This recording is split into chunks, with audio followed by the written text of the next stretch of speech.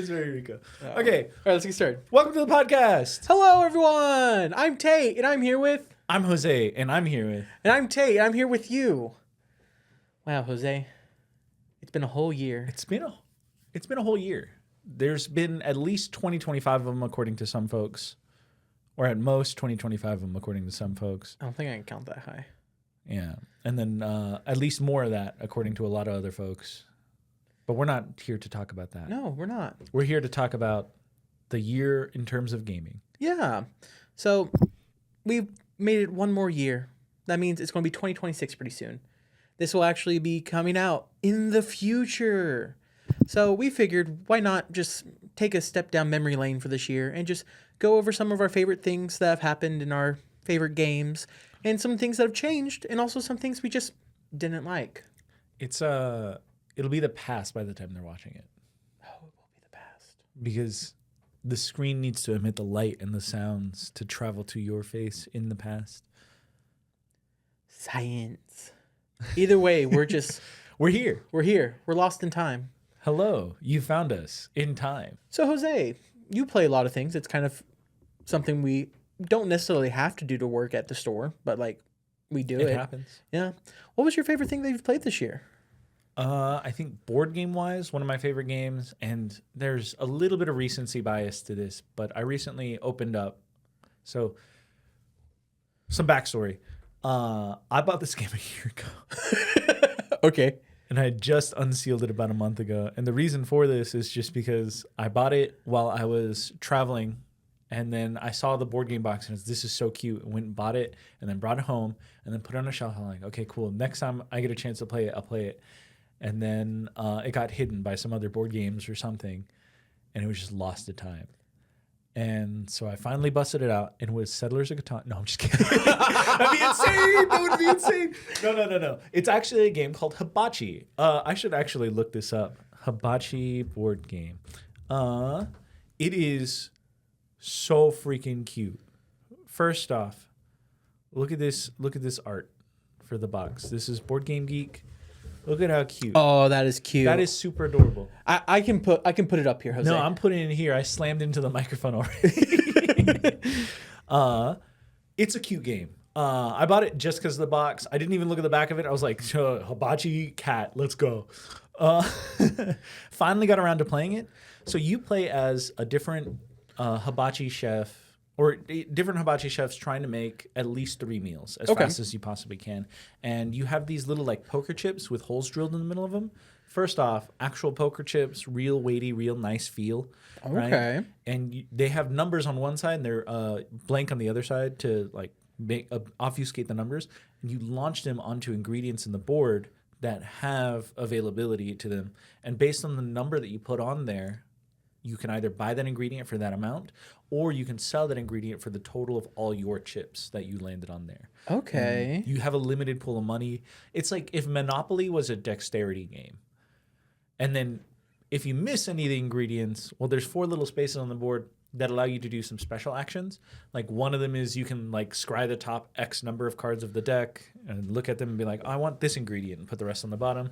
Another one is like you get a secret recipe where you can only make 1 recipe a turn. However, if you have a secret recipe, you can make that as well to kind of close out the game. And all you're trying to do is make 3 recipes. Each recipe takes 3 ingredients. And this board game is absolutely gorgeous, first off. But it is like, look at how cute this board game is. So those are what the tiles look like that you're tossing onto the ingredients. Oh, yeah. And as long as the hole is above the ingredient, It has such counts. a pretty style to it. It is so cute. And then here's the ingredient, like what you're cooking and all that stuff. And it makes me so hungry to play this game. No. Like that's the whole board. Yeah, that's so pretty. It's actually, I'm kind of hungry right now. It looks good. Yeah. But Hibachi, super gorgeous game. Bought it a year ago. Don't know what I've been doing since buying it. It's like, come on. I should have just been playing this. But what's your favorite game? Okay, so my favorite game that I've played this year, it kind of is in between right now. So we actually played one of them here on the show, Catastrophe. Catastrophe was fun. Yeah, I played that one several times with a group of friends, and every single time it ended up with someone throwing something at someone. A lot of fun. I'm a stir the pot type of person, so like I'm a cheater. Ah, I yeah. watched the episode. I cheated. But that one's a lot of fun. Not even like I didn't remember the rules. Like this is me straight up like, you got to balance this thing on your head. And I went, I'm going to slide it right here. And now it's impossible for. Cheater. Yeah. But that's all in the past. I grew the hair myself, buddy. You did. You know what? It is a part of you. So it's not a wig. Yeah. Yeah. But yeah, no, that one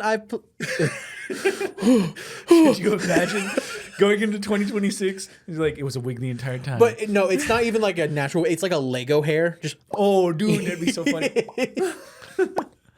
yeah. Okay. Yeah. That one I had a lot of fun with my friends. That is definitely one of the games that had the most energy brought to us all. The other one that I would say is one of my favorites because we kind of added to it ourselves was a game called Hot Take.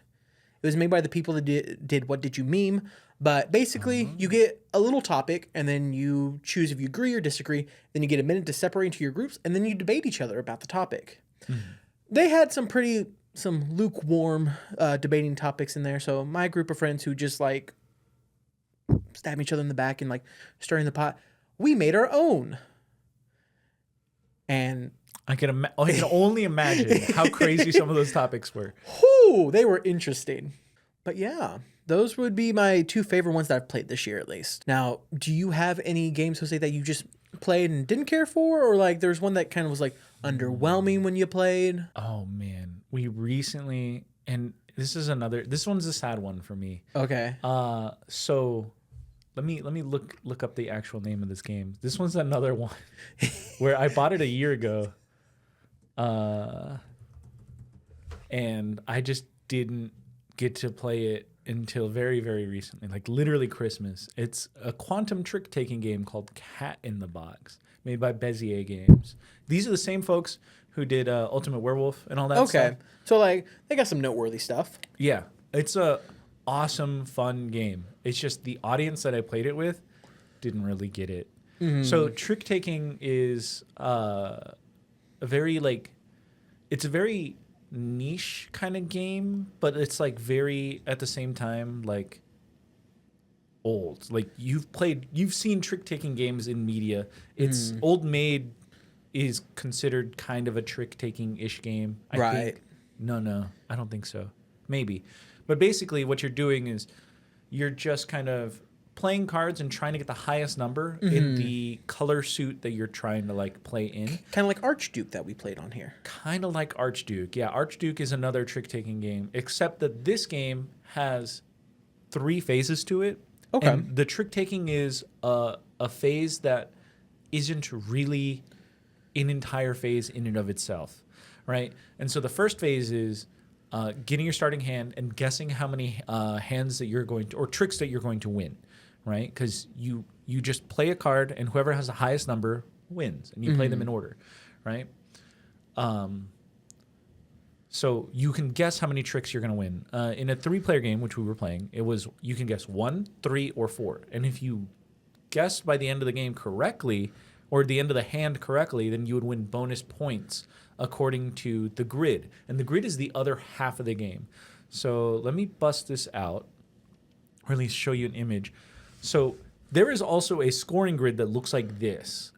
Oh. Right? And every time you play a number on a color, if you're the lead color, you can keep playing cards of that color. But if you play on a color that isn't the lead color, then you can't play on that color anymore. And why would you want to do this, right? Because then you can't play that color card anymore, and you can't do the thing, right? And you can't even win the hand unless you played on red, right? And so if you're not the lead color, why would you want to play on not the lead color? Well, the reason is this is how you score bonus points. Every time you play a card, the card doesn't have a color on it. You have a wheel that you put the color in front of, and you're like, I'm playing this one as a blue 5. Right? And as long as no one plays, if you're the lead card, you're the first person to play a card, as long as you don't play higher than a 5 on blue, then you win the hand. Like, as long as nobody else does that, you win that hand. Right? Okay. And so you won that trick or whatever. Right? Every time you play a card, you have to cover up a piece on this grid of the same color and number. And nobody else can play a card of that color number combination at all anymore. So there's no ties, right? If I play a blue 5 and you play a yellow 5, but I was the lead color, you would lose even though we both had 5s because the lead color always wins unless it's red, right? Now, you get bonus points anytime you guess the correct number of hands that you've played. So if I guessed that I won 3 hands out of the X number of hands that we played, well then I would get bonus points equal to the number of adjacent pieces that I had. So in this example, this image, red has 5 pieces right next to each other, up, down, left, right. They would win 5 extra points. You only win 1 point a hand. And so 5 extra points is kind of insane. This seems a little unbalanced. It does and it doesn't. So the thing is that your guess is public.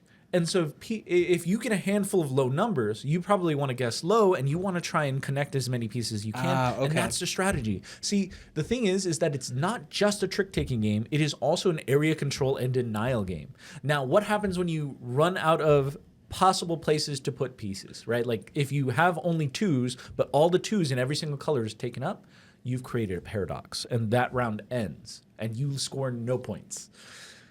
Or you lose points and you can't score bonus points or whatever, right? Awesome game. I absolutely adore this kind of game because it makes me think in like 2 or 3 different spatial dimensions because you got the one game up here, you got the one game down here, and you got the one game up here, right? Because you could mess with other people like this and you can say like, oh, I'm only going to guess 1 and actually secretly have a very powerful hand and win every single trick and then get points that way. Or you can be like, I'm going to guess 4, and then actually you're just trying to make it so that you win all 4 hands and not only get those 4 points, but win it really big on the board by scoring a whole ton of things in a row, or even just mess with people. Because when you're blocking other people's plays and stuff, when you cause someone else to have a paradox and you meant to do it, oh my God, this game is so fun. So why was this your least favorite? This is my least favorite because I think I'm the only person who enjoys it. Got you. Okay. I don't know if I could play this game with anybody else. Got you. It takes a lot of game literacy to play this game. And the thing is, I played it with Rico. Oh, interesting. And he was just like, He didn't care for it. I don't really care for it. It's a little too confusing. I thought this would be simple. And I was like, it kind of is and it kind of isn't. And he's just like, yeah, but it's not a... he pulled a Yoda. It's like, do or do not. There is no try. Right? Like, it either is simple or it ain't simple. And this ain't simple, dog. Like, damn it. But yeah, no hate, Bezier games. I actually do absolutely adore Cat in the Box. It's just that it really is the quantum board game. Not many people get it. And that's fine. I'm okay with it. What's your least favorite game? My least favorite? So I think this one is my least favorite, not to it being a bad game per se. I don't think it's bad. I quite enjoy it. I think it's a matter of it doesn't present itself as what it actually is. And I'm going to go over to the tabletop section and I'm going to tell you Root. The Root TTRPG. Oh, the Root TTRPG. Yeah. Yes. It's not my least favorite because it's bad. I quite enjoyed this game. I had a lot of fun with it this year. So another cop-out like me. No. I think the problem I had with it is when I played it with people, they were prepared for a cute, whimsical adventure. Oh, the Root conundrum. And in reality, Root is a very political, war-torn world. I think this is not your fault, because didn't the Tales of Adventurous people play this game? Yes. Okay. And they're a little silly, a little goofy. And they made it a little silly, a little goofy. And I'm pretty sure that might have poisoned the water a bit for how Root is supposed to be played. Root, the TRPG, is based off a board game by the same name, Root, except without the TTRPG part. Lovely folks who made the game. I actually met the creator of the game. Apparently they work at a game store as well. And at the time, Root was very, very difficult to get a hold of. And so their game store was just like, hey, give me copies of this game. They're like, I can't.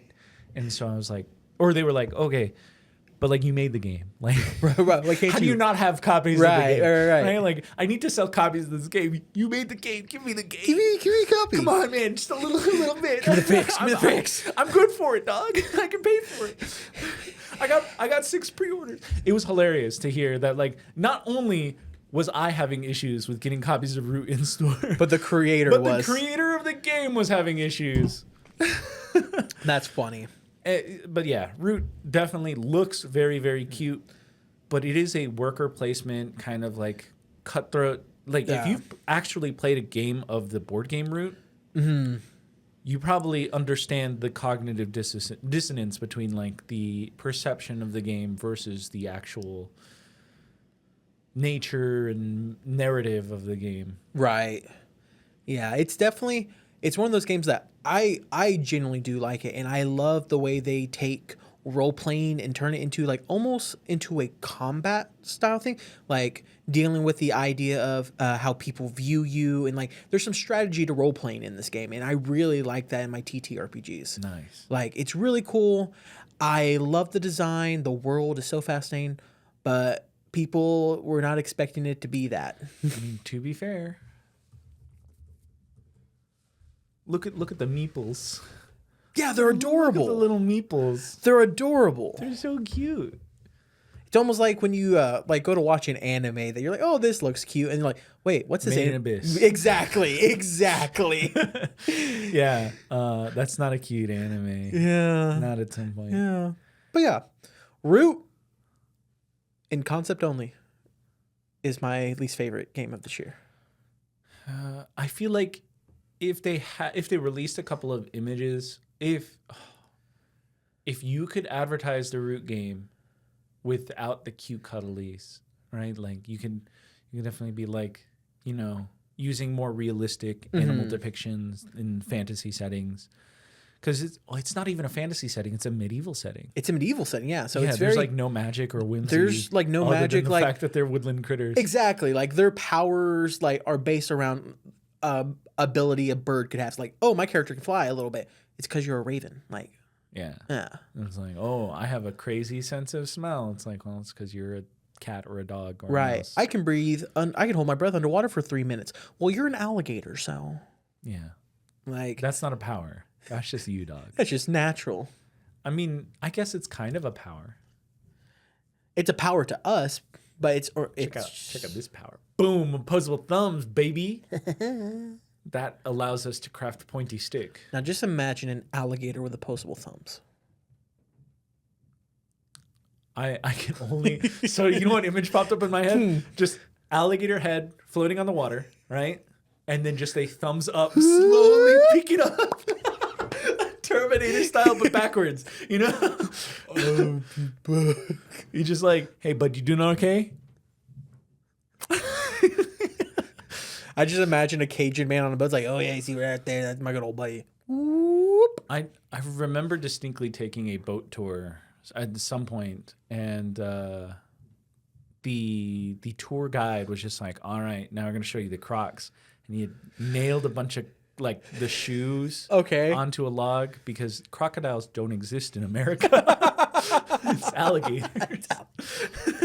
That's stupidly funny. Yeah. So just so you guys know, if they say, hey, there's some crocs sighted in these waters, make sure that those waters can have crocodiles. So let's talk about Magic the Gathering. Oh yeah, okay. Good old MTG. So we had 7 sets come out this year. I will now list them in order from release. Is it 7? Oh yes. Okay. Sorry, Okay. it was 6 standard sets and the first set. Yes. So the first set that came out this year was Innistrad Remastered. After that, we got Ether Drift, Go Fast, Tarkir Dragonstorm, I read Fourth Win, Final Fantasy, yes, I'm an edgy anime nerd, Edge of Eternities, I like space, Spider-Man, and then Avatar The Last Airbender, Master of the Elements. So I gotta ask you straight from the get-go, what was your favorite set? Out of these sets, I really liked going back to Tarkir. Like, I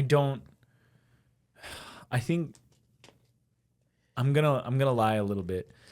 I really like Tarkir, but I'm actually gonna have to start by saying Tarkir was probably my least favorite set as a Vorthos. When everything went to crap in Tarkir and we were so excited to figure out what happened, and they said they died off screen, I was just like, huh? But excuse me? Excuse me? They what? So wait, we're not going to get any explanation whatsoever that the timeline's reconverged back to where it was in Concept Art here. I'm getting loud. I'm sorry. It's okay. I can turn you down. But come on. It was a fun set. Really liked it. It really put out some stuff that I'm like, wow. It really put up the power level up, you know? Like Corey Steelcutter. Yeah, Corey We don't talk about Steelcutter. Corey Steelcutter anymore because a certain someone made it rough. And also, I think it got banned in standard. It did get banned in standard. Yeah. Rest in peace. That's right. That's right. Because it was they threw it in the mouse deck. Yeah. It was too good. Too good. But my actual favorite set, and this feels so, it hurts me to say that this is my favorite set, mostly because I have no clue who these people are. I hate like, you. Who I are hate you. Why who is are this these, still going? Who are these twinks? Right? Who put these in my Magic? And it was Final Fantasy. And that's because it had a really cool draft format. It was really fun to draft Final Fantasy. How dare you say who put these twinks in my Magic when Oko's been there the entire time? Like an otter. And Jace. He's not even gay. He might as well be He at is this point. super straight. He's All right, this is gonna get cut out of the episode. But Okay. I gotta say it. All right, and we're back.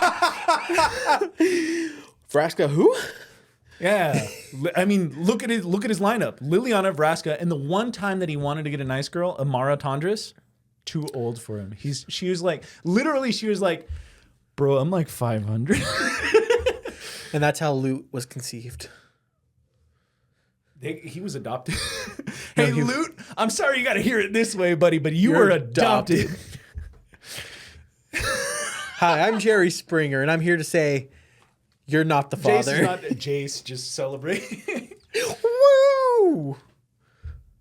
But yeah, what was your favorite set? Final Fantasy. Final Fantasy. Because of the draft format. It was really fun. The draft format was really good. I had a lot of fun playing with the ideas around landfall. Also, the equipment-based drafting that I did a couple times with the job select cards were really great, especially since I played with Gilgamesh one time. That was really solid. Chocobos, birds. We got a lot of bird tribal in there. Bird Tribal is fun. Yeah, no joke. Had to get 4 of those traveling chocobos for my standard deck. What was your favorite set? My favorite set, I'm a space guy. I love space. But this isn't space technically. This is the edges of the world. How did they explain it? I forgot. It's the blind eternities. It's the place between planes. Right. So it's an empty space, but it's not space. Exactly. So I'm going to say Edge of Eternities. Edge of Hey, Eternities is some my favorite. planeswalkers still think planes are flat. That's wild. That's wild, man. It's Gideon, isn't it? This is why he had to die in War of the Spark. Spoilers. Gideon dies in War of the Spark. It's been years. Never forget. But yeah, no, Edge of Eternities is my favorite. I really liked the stationing aspect with the ships. I love those alt art cards with the sci-fi retro posters. I've been trying to get a Robe of Stars and I still don't have one. You should just ask, buddy. I've been waiting for us to get one in the shop. I've been waiting. I think I have one. So Jose, what was Or your least did he- favorite? I already talked about my least favorite. It was Tuck Yeah. here because of the lore. Oh no, I can't get you out of this. Continue.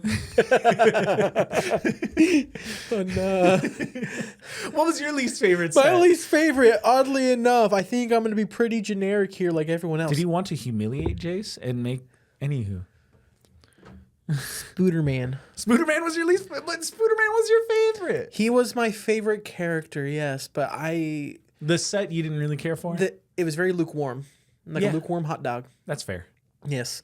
Which everyone I watched, like the professor just made a post about the 2025 and how Spider-Man wasn't even supposed to be a full set. It was supposed to be like Aftermath, like a very small minor set. And then they pushed it into a full set, so they had to make another like 150 cards to fill it out. And then they're like, okay, we're going to make it standard legal now too. And part of the reason They even made the 4-person draw to draft style was to help accommodate the Spider-Man set. Mm. So it was just poorly done. It could have deserved a little more love. And then they couldn't even get the rights to have those cards on Magic Arena. Now, I recently saw a little reminder from Magicons of days past. Lorwyn was supposed to be a 2025 set. Mm-hmm. And it got pushed back. Because of Spider-Man. Conspiracy. And what's happening right now? We're getting leaks for the next Marvel set over Lorwyn. Lorwyn, at the time we were recording this, comes out in 2 weeks. We've seen 4 cards since then. I do want to talk about. So, I don't know if you know this, but every single set has a code name within the kind of game makers or whatever, the folks who make Magic the Gathering, right? Like the designers and stuff, right? And so, for example, the Return to Ravnica set was Hook, Line, and Sinker was their name, like their code name. Innistrad block was Shake, Rattle, and Roll. Then we had Theros block, Friends, Romans, Countrymen, and then one of my favorites was the Khans of Tarkir block, Huey, Louie, and Dewey, or Huey, Dewey, Louie. And for me, I guessed correctly that it was going to be a 3-color set, right? Because Huey, Louie, Dewey. And I was like, it's going to be... At the time, I was like, conspiracy theories. 2013, Jose was just like, oh my God, Huey, Dewey, Louie, they're not going to be shards, they're going to be wedges. And then everyone was just like, yeah, sure, whatever. And then the people who actually knew. And I was like, whoa. Anywho. So they all have like a theme, right? Okay. Apparently, starting with Ixalan block, when they started getting rid of some of the block models, right? Mm-hmm. They were food. So it's ham and eggs for Ixalan, rivals of Ixalan, because they need to be paired. Right. Right. And then we have Dominaria, which was soup. Guilds of Ravnica, Ravnica Allegiance, or the Spark was spaghetti, meatballs, and milk. Oh, is that where we get Spaghetti Monster from? I don't know. And then starting with Throne of Eldraine, it's all sports. So we have archery, baseball, cricket, diving, equestrian, fencing. And then Adventures of the Forgotten Realm apparently replaced the core set, was supposed to be called Zebra.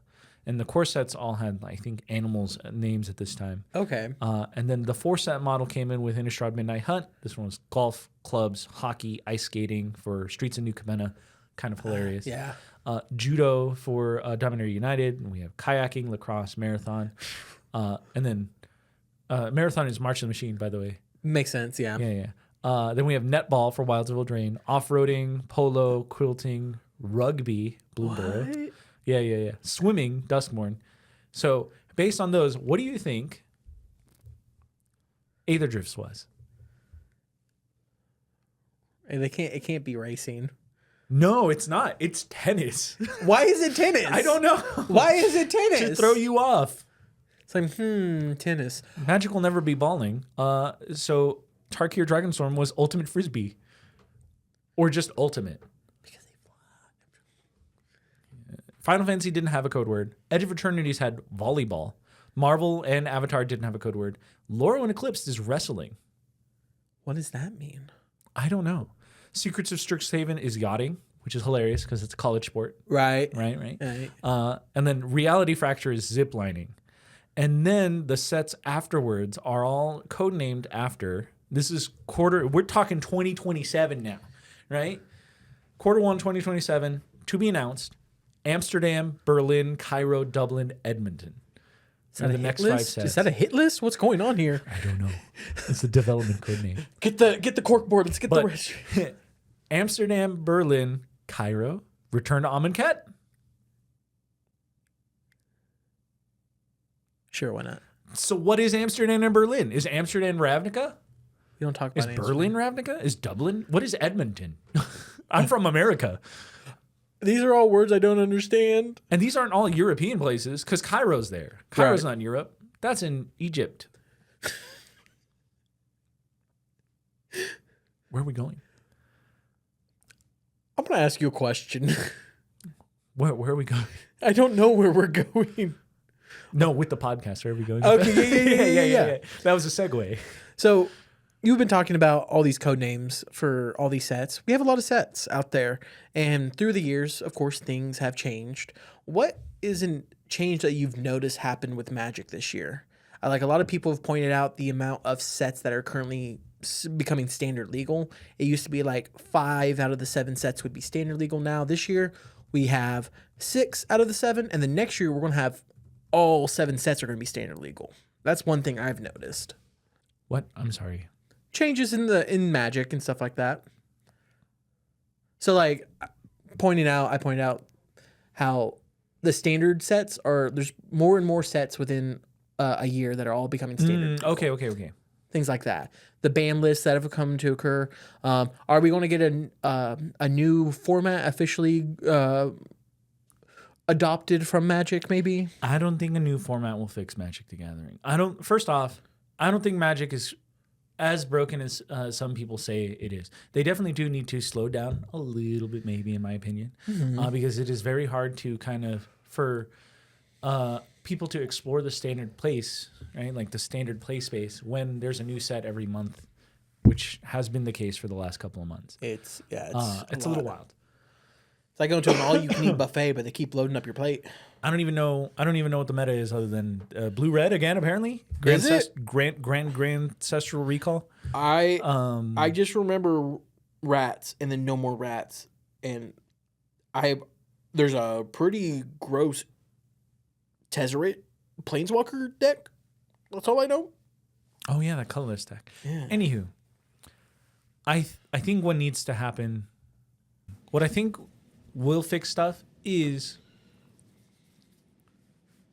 just it's either going to have to be a really big standard format where stuff kind of stays in for a while, which is what the direction it feels like it's going, or it's going to have to be that we fast retire a couple of sets and then we slow down the release of some sets, or we have a subsection of standard where it's minus certain sets. And maybe we can select a certain subsection of sets. So we have standard plus and we have standard minus? Maybe. I'm not sure. I can't profess to be a professional game designer. I am just a humble Magic the Gathering player and seller of Magic the Gathering goods. I don't know what a good fix would be. I'm scared for standard. You're scared for standard? I think so. I think a lot of people are, from what I've gathered online. Yeah. But what I'm not scared for is the fact that draft is still the best freaking format in the world, baby. Sealed, the best freaking format in the world. No other format. Commander, dead. Standard, dead. Modern, dead. Pioneer, who cares? Draft and sealed, baby. Draft and sealed, baby. I'll be completely honest with you. I like standard. I like commander. But when I play draft or sealed, I do get a little giddy when I build a deck. It's very fun feeling. It's the best format. I do like it. Asterisk. It's the second best format. And the first best format is? It is the chess of Magic the Gathering formats. It is the creme de la creme, the pinnacle of Magic the Gathering gameplay, and it is Dan. Oh. Dude, Dan is Where's so Randy? fun. Where is he? Where is he? He's in my head. He's in the walls. No, Dan is so fun. I still haven't played Dan. Oh my gosh. Once you understand that it is just Magic the Gathering as a mini game, it becomes so much more fun because you're just like, oh my god. First off, you got to play Dan against Randy. Then you got to get yourself trounced by me. I just recently beat Randy 2 different ways in 1 turn. Okay. Because you can die by mill or by damage in Dan. And I had all the leftover Dan, and he had no way of recovering any Dan. And so I had him checkmated in 2 different directions. Boy, howdy, I felt like a genius. And all I was doing was slapping fish on the table, man. I'll tell you what. It was glorious fish-based combat. I love playing Control. I will have to play Dan now. I'm gonna hit up Randy here after this and be like, hey, when can we play Dan? Yeah, when can we play Dan? I gotta try some of the other Dan formats because they have other. What's that one format that they were playing on the Command Zone the other day with the 3 card. Pie Show. Pie Show. That's what they're calling it. Yeah. Booster Blitz. That looks so weird. It's actually really fun. I've heard it is, but Jonathan Williamson. Another one we lost this year. He's not dead. He's doing music. His band name, I think, is Seance, if I remember correctly. Yeah, well, he's in like this anime band now too. It's so cool. It is really He's a freaking rock cool. star. I mean, But he showed me Booster Blitz. And Okay. it's you take a booster pack and you make like 4 separate decks. It used to be 5, I think, because it used to be 15 card packs. Right. There's 4 separate decks of 3 cards. You have infinite life, or you have 5 life, and you have infinite mana. And you don't lose by drawing out your entire deck. And you just play a hand like that out of the pack that you built. And then you play a best of like 4 or whatever. Best Okay. of 3. Right? And so like this is a format that prioritizes like really funny activated abilities that like you can go infinite with. Because if you have infinite mana, all those abilities that just say pay 2 mana, put a plus counter on me, just basically says kill this thing or die. Right? very straightforward is what it sounds like. And then removal is premium. Like, and the glorious thing about this format is that the decks have to be built out of that one pack. Okay. And so we'll play a game. I'll show you just how cool this is. Okay. In fact, hold on. I got a pack in my no. I'm just kidding. It's like, Yeah. Get us out of here. Okay. But yeah, no. Okay. So I guess for me it's Dan, Booster Blitz, Drafted Sealed, then Commander, then Standard, and we don't care about the rest. and then Pre-Modern, Pre-modern? and then Modern, Okay. and then Momir Vig. Stop. I don't even know And what that then one is. Judge's Stop. Tower. Stop. So Momir Vig No. was a card that was on Magic the Gathering Online that said you can pay X mana and get a random X cost creature and put it into play. And so there was a format where you would just play that. And you could even add in another card that said you could pay X mana and cast a random instant, or pay X mana and cast a random sorcery that costs that much mana to do the thing. Okay. And then Judge's Tower. Oh my God. There's a big central deck, and then you're supposed to play Magic at it like as you're basically trying to play some of the most complex cards as soon as you possibly legally are allowed to, so that you can try and get other people to make a rules infraction. Oh my gosh. Yeah, like watching some games of Judge's Tower is like watching several people defuse several bombs all at once. I hate this. Yeah, it's pretty fun. Wait, what? Pokemon. Yeah. So you don't play Pokemon. I don't play Pokemon. Everything I learn and gather is through y'all. Filtered through the professor. Yes, I am a sponge and I try to absorb as much as I can. So we're probably going to run through this real quick. So the first set this year was Scarlet Violet Prismatic Evolution, which kind of, oh boy, that was a crazy set. Umbreon. Yeah, it was a lot with Prismatic Evolutions. And that's not even the main set. The first main actual set was Scarlet and Violet Journey Together, which brought back possessive Pokemon. Okay. It was what I call possessive Pokemon. It's the like person's Pokemon. So N's Pokemon. Got you. That's Or Lily's Clefairy, right? Ethan's Typhlosion. Misty Psyduck. Yeah, Misty Psyduck, all that stuff. And then Destined Rivals came out after that, which continued that theme. That one's my favorite one. I don't even know why. They look so cool. They're edgy. I mean, that was the Team Rocket set. Yeah, it was so cool. It was so cool. Then we had Black Bolt and White Flare. That was a mini set? That was, a mini set for the Black and White expansion. Then we got two in the 10th generation is what Wikipedia is calling this. Mega Evolution base set and Mega Evolution Phantasmal Flames, marking the start of the new era of Pokemon, which rotates in April next year. Oh, the rotation's in April now. Yeah, Okay. so Standard's going to rotate. All the G cards are going to be gone, and we're going to have HIJ cards. Oh, in yes, you April. were telling me about that whole alphabet thing that goes on there. So instead of having standard sets come in and out based on age, or they do that in Pokemon, but instead of just kind of relying on people to remember which sets are going to rotate in, rotate out, right? They put little markers on the bottom. It's a children's card game. Right. So they got to make it easy. And so with whatever set is coming out in April, after Ascended Heroes comes out in January, we're going to have standard rotate. And we're going to see a lot of decks go. And some of my favorite decks are going to be going with it. My favorite deck of this format and every past format will be Charizard Pidgeot. I brought it to regionals this year. My first ever Pokemon regionals. My first ever large Magic Gathering. First ever large TCG event ever. Okay. Super fun. This was also the first event where they said, hey, no lunch breaks. So, Eating a sandwich mid-game. yeah, I mean, trying to at least. Like, we were like, hey, our hotel's right next door. We're just going to walk back for lunch and then grab food. And we're like, we should have brought lunch with us. That's crazy. No lunch breaks. And then we scrubbed out. So we were like, oh, okay, Okay. cool. Yeah. Round 6, we lost. I So- went a respectable 2-2-2 without any training. 2 wins, 2 losses, 2 ties. And the only reason I got a loss was because I didn't respect Snorlax. I left out Canceling Clone. Yeah. But the guy I played against was a really nice guy. I forget his name, but he was French-Canadian, and he was also a general manager of another game store up there. I have him written down in my notes. I don't want to bust it out and dox him. But if you're seeing this somehow, some way, thanks so much for an amazing game. Even though you were playing Snorlax, I know genuinely he was ready for people to like dog on him. And when he played against me, and I was like, oh wow, I've never actually played against Snorlax, and so I'm trying to see what's going on and pick this apart. I was genuinely enthused, right? Like it was an actual fun match, and he was an enjoyable person to play against. Cool. Despite playing Snorlax, which is a stall deck.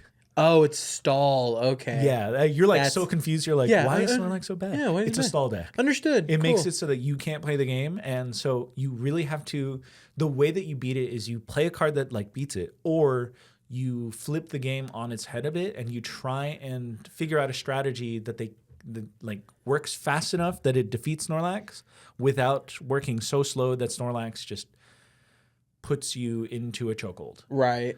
And it was a genuinely fun match, even though it was the match that made me bubble out and lose in my first ever regionals. I actually had no training whatsoever for this as well.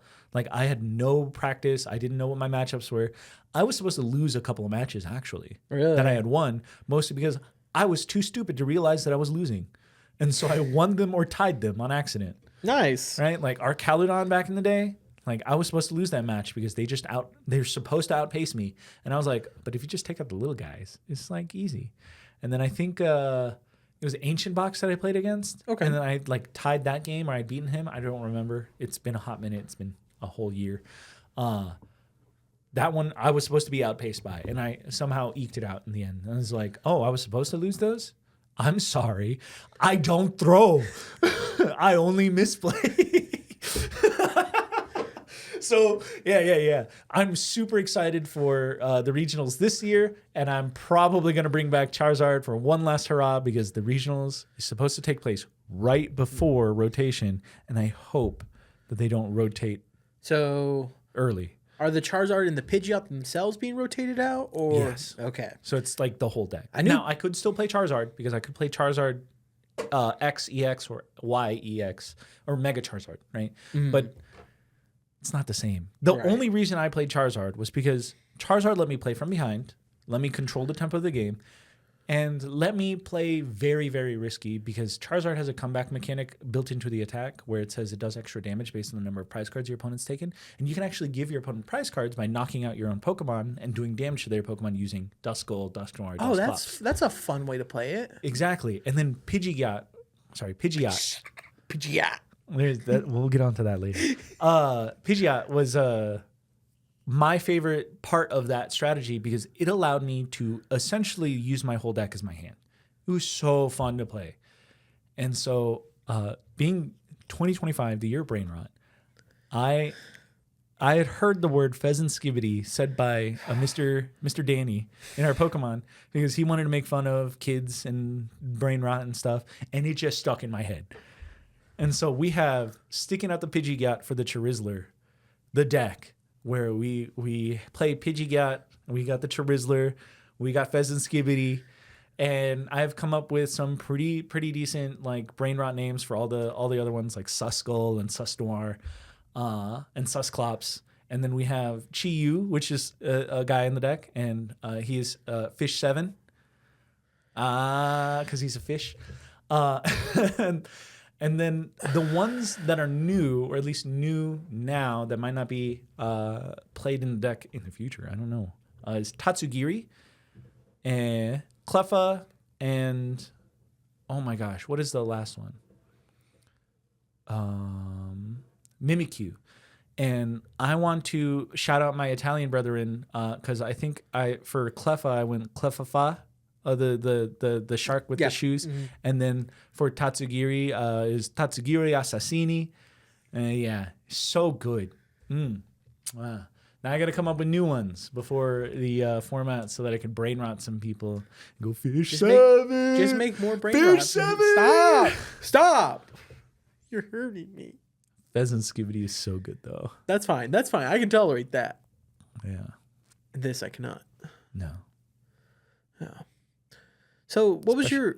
Oh, sorry. You're good. I was going to go ahead and ask. Yeah. What's your favorite thing that has come out from Pokemon this year? Set-wise, maybe your favorite card, maybe a favorite deck that got built recently? Maybe a favorite art? Was that? No, that was last year, I think, that Mousehold came out. Mousehold is probably one of my favorite Pokemon of the new era.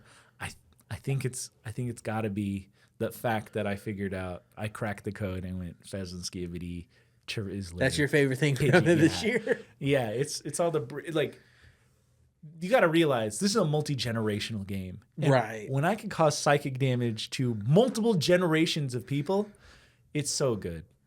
Like, anytime I play against a junior and I'm like, yo, the Charizard, and they're like, oh my God, end me.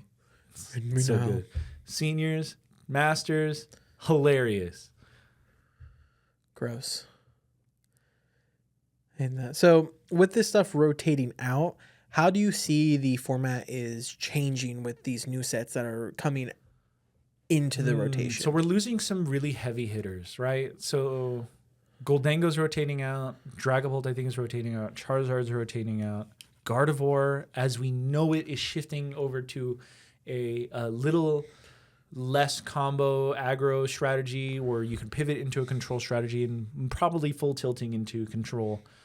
And so I think the format might get a little slower. Okay. Right? Just with any rotation, it'll slow down just a little bit. Games will get a little more methodical. Games will get a little more thought heavy. We have 3 prized Pokemon at the moment with Mega Evolutions. I think the games might get a little slower, a little more control-y. Do you think that's kind of needed right now? I just think that's where they're going. Okay. I don't know if it's necessarily needed. I think that's just what's happening. Okay. Right? Especially since they added a couple of Pokemon that are super playable that item lock your opponent out of the game. 'Tis just the nature of Pokemon. You get Seismitoad, and then Seismitoad rotates. And then you got Badoo, and then eventually Badoo rotate. And then now we're on Badoo, Jellicent, Frillish, all very powerful contenders in the control decks and control formats. We got Crustle. We got a lot of Pokemon that like don't take damage from attacks. And then we got counters to those. So it's really interesting to see this rock, paper, scissors style gameplay that we have in Pokemon. But that's just the nature of Pokemon. Right. Fire beats grass, grass beats water, water beats fire. So I welcome the new rotation despite me losing some of my favorite guys. Right? I'm just going to have to play some really weird decks in the future because like all of the decks that I currently have are going to rotate. Like I am playing Goldango, or like I have Goldango built, I have Raging Bolt built, I have Charizard built, and those are some of my favorites. And now I'm like, okay, cool. What's not rotating in the next set? Festival Grounds, Team Rocket, yeah. Decks that I don't really play because they're not really great. Right. You know.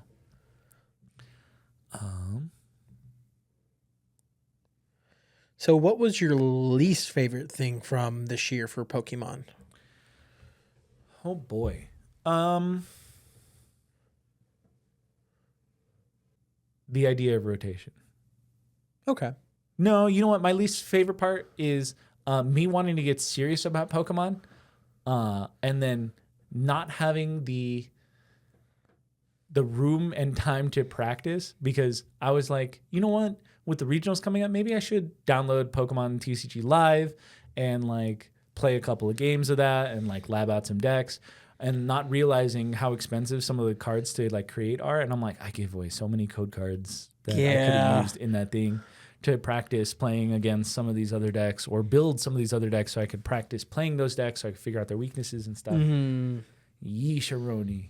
It's a little rough, but it's my fault for not keeping those code cards. I just gave them all away. I was like, I don't need them. Yeah. And then I needed them. It's like, better have them and not need them than need them not. Alrighty. Let's hop into our next one. So let's talk about Dungeons and Dragons / just tabletop RPGs as a whole. I really only this year played Dungeons and Dragons. Okay. Honestly. I might have played for Free RPG Day one game of Monster of the Week. Right. But it's only been Dungeons and Dragons for me. Well, with that, what was your favorite thing from Dungeons and Dragons this year? Like they came out with I think like 5 books this year. So, your dungeon master doesn't want you to know about this. But I'm here to tell you that this is bussin'. In one of the newest books that recently came out, the Adventures in Faerun, or Heroes of Faerun, there is look past all the subclasses. The subclasses, they're good. Don't get me wrong. They're not bad. They're great. That's not what I'm here about. That's not what I care about. What I care about is circle spells. Have you read the rule for circle spells? I have not, no. So when you cast a spell, you're just casting a spell yourself. When you see spells being cast by a cult, what spell are they casting? How are they casting that spell together? Why does holding hands and going like make the spell more powerful? And so in this edition of Dungeons & Dragons 2024, they have, in that new rulebook, a way for players to gain access to and codify the rules for circle spells so that not only do the players have access to this, but the dungeon masters have access to this. Just kidding, players. This is not for you. This is for your dungeon master as well. So circle spells are a way for multiple spellcasters to hold hands and help cast a spell together. And in casting that spell together, they make some aspect of the spell more powerful. Some of these aspects include the duration of the spell, which increases the duration of a long-lived spell to multiple hours, maybe even the whole day, right? Imagine getting enough spellcasters together to be like, and you're invisible for the whole day. Good luck, rogue, right? It can increase the distance the spell is cast, like its max range. It can increase the amount of area the effect can hold. And this one's the more poignant and powerful one for tactical gameplay in Dungeons & Dragons, where if you have as a dungeon master, if you have a grand archmage and a bunch of lackeys, they can get together and make lightning bolts cover an even wider area. Because you can increase the one of the dimensions of the spell by 10 feet, which includes its width. That's cool, actually. So the 5 foot, 100 foot long line could be a 5 foot long or 5 foot wide, 120 foot long line with 2 extra casters. That's sick. Or it could be a 5 foot or 100 foot long and 25 foot wide blanket of lightning for you to cover your enemies with. And I copium, but I would like to think that this is a way for Dungeons and Dragons to kind of regress back to the chainmail era, where oh my gosh, why chainmail? So imagine a D&D war game with some of these rules and with some of these spells. I thought that's what Dragonlancer was. No, because you're still like Dragonlance is a setting, right? It's not a whole rule system by which you can make. I thought it dealt with like army, like you combat. Can, but like it's not the focus. Okay, right? Like that's not what I'm getting at, right? It's like okay, cool, yeah, you can do big, wide army combats, but like, oh boy, like maybe I just want to play Age of Sigmar. Yeah, but, like to be able to like craft up your own characters and do like mass combat, because like imagine flanking. Like, imagine your characters in a D&D game going, oh, okay, cool. Now we're like kings of this realm and we're like sending armies out to do stuff. Yeah. And we're going to flank these guys with our cavalry and like crush them together. And then through the middle, have all our mages like just slam them with this like uber long, uber wide lightning bolt. Okay, yeah. right? And it's just like that just sounds so cool, and I just need to be a better Dungeons and Dragons writer, I guess, to make it happen, because it could happen. Right. Yeah. And then going from these like grand scale combat ideas where you're like giving orders to like hundreds of troops and stuff to, oh no, this portion, like this general or this princess or this royal person is in trouble. And so now you got to zoom back in to a D&D moment where you're like, okay, cool. Now me as a character is going in and like doing individual actions to turn the tide of this battle. Because, you know, if that person dies or whatever, I lose morale for my troops, and that would affect the troops. And that would affect how the battle ends up going. It sounds so cool, especially if you like go away from the formation warfare and like you could like look into doing some guerrilla stuff where you're just like, okay, cool, mass tactics on the big scale, and then now me in the trenches, like my D&D character is like a leader or like a commissar or something that's just like cranking out orders over like the sending stone to my troops, but then also I'm here doing some ops. It sounds super cool, and I'm super excited for the future of D&D to be something like that. Will it be like that? I don't think so. Probably not. Yeah. Unless Wizards of the Coast starts pumping out their own line of models, I don't see it. I don't foresee it happening. Yeah. Yeah, because they tried. There was actual tactical, like WizKids put out a line of tactical games that you can play that were just using D&D models. But I don't know if it caught on too much. Right. And I know it didn't catch on here. So. Yeah. Am I hopeful? No. Do I want it? Yeah. F yeah. Yeah. What about you, bud? What's your favorite? My favorite. So, haven't gotten to play it yet. It just recently came to our store a couple months ago. And that's going to be the Cosmere TTRPG. Oh, I forgot. Yeah. We talk about it a lot on this show. We like Brandon Sanderson a lot. That beautiful Mormon man. Have you read his Tailored Realities book? I own it. I haven't read it yet. I got it for Christmas. So that one I will hopefully be reading after.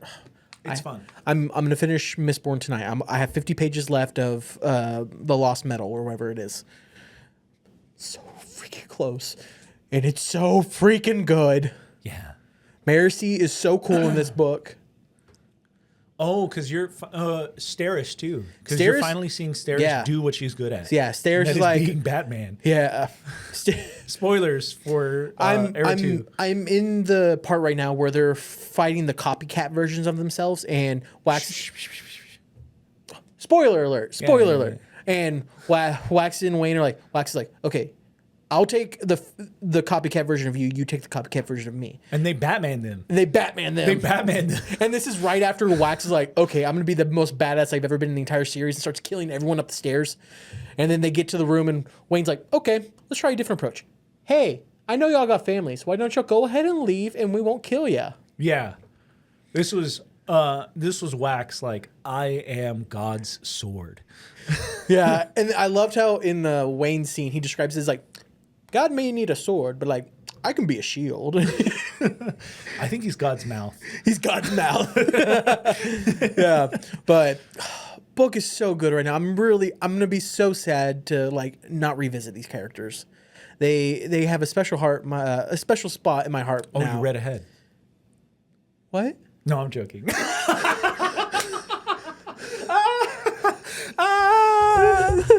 But I love them to death. I thought I would not like these characters as much as I did Vin and all of them, but they grow on you. I think that was one of the weaknesses of Mistborn Era 1 was that it was a little too spread out over a bunch of characters, and it didn't really, other than Vin and Kel, which, you know. Yeah. Yeah. Captain Kel is what I'm calling him now. You know, aside from Vin and Kel, you don't really get to like experience a lot of the other crew and how much they contribute, like a lot. Right. Whereas in Era 2, he really nailed down the characters, and they really get to contribute a lot to this thing. Yeah. But Mistborn isn't a Stormlight Archive. That is true. But yes. The Stormlight TTRPG. The Stormlight TTRPG. I am very excited to finally get to play this. I've been reading through the book, trying to gather the rules. I love the use of the D6 dice that gives you either a complication or opportunity. It's really cool stuff. I like the idea of classes and then also having your own oaths as well.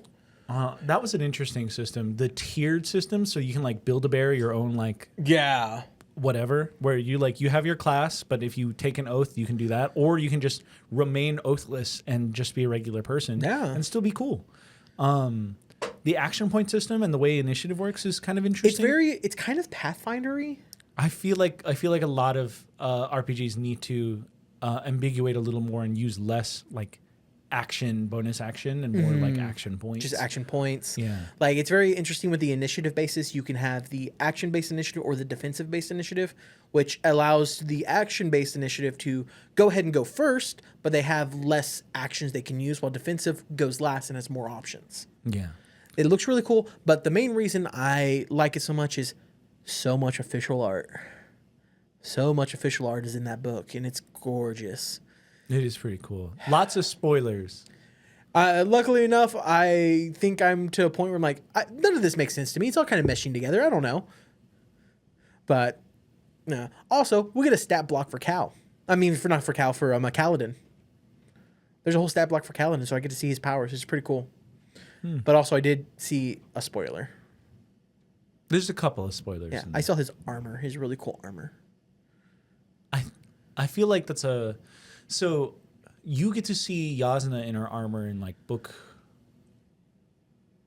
Oh, has that not happened yet? No, I haven't started book 4 yet. I just finished book... I thought that was in book 3. No, she wasn't. She had a sword. Wait, no, was she in armor? Because it was the Battle of Thalaneth. She might have armor. I can't remember. Because you got to the part where you can't have my pain. You can't have my... Yeah. Yeah, so she is in armor, yeah. She was in Sharp Blade. Because she was going to go kill a little twink boy. I mean, little gay boy. Rennerin, yeah. Little gay boy, huh? Way to be reductive. Sorry. They're coming from me. Anyway, I'm so sorry. No. But yeah. You get to see Yasna in her armor, so it's like you know that Yasna is ahead in her oaths compared to Kaladin. So it's like it's a foregone conclusion. It's just when and how is the important bit. So I wouldn't be too worried about it. To be honest, you get to see some other people in their armor. The only person I really cared about that book about their oaths was that whole scene with Tef, where he's at the bar and like his sprints like say the oaths, and he has this whole powerful moment. Dude, wait until you get to see Lopin's oaths, man. I haven't seen him say any lows yet. He just appears with a sprint. He's like, "Hi, look at this little guy." Yeah, he's got more arms than I do. Flips everyone off. I'm like, I like this dude. Yeah. No, you get to see Lopin's oaths in Dawnshard. Yeah, that's. I'm gonna finish reading The Emperor's Soul after I'm done with this, and then I'm probably gonna, after I'm done with the last Mistborn book. Emperor's Soul is so good because there's a character from that book apparently that is doing things in this Mistborn book currently. So yeah. So I'm gonna delve more into that, and then I'll probably hop into Dawnshard and finally get into Rhythm of War. Because it's been almost a year since I've read it was around February when I read Oathbringer. So, yeah. But the Cosmere RPG, beautiful. So excited to actually get to play it. And then next year, the Mistborn part of it will be coming out. So. Oh, crap. Yeah. And they'll have it to where you can play in the Wax and Wane time. See, so I love Stormlight, don't get me wrong.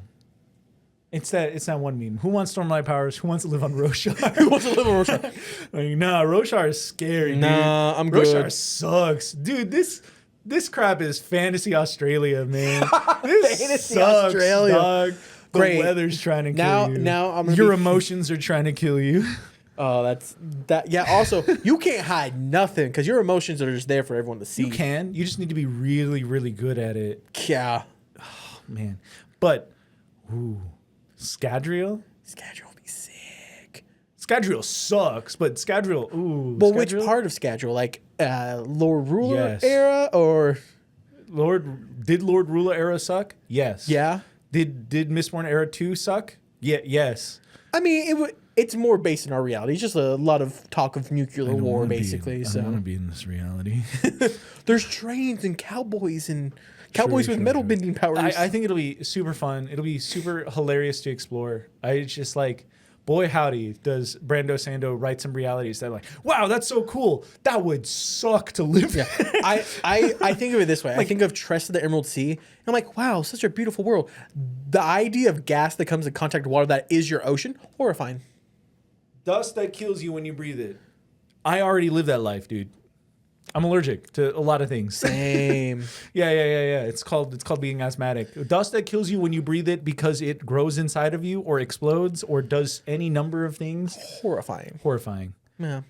What's like the safest world to live in the Cosmere?